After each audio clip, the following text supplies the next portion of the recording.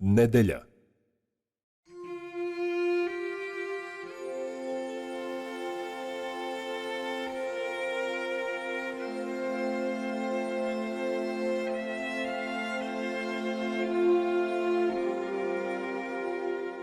Mileševska priča je priča svih nas i priča Belog anđela je priča svih nas.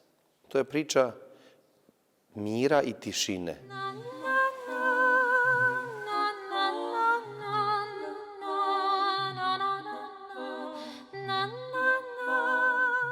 Hristos vaskrese i Hristos posredi nas.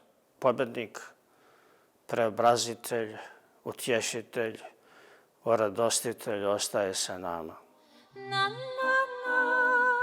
Vaskršnja priča Mileševska. Nedelja, 21:30 na RTV-u 1.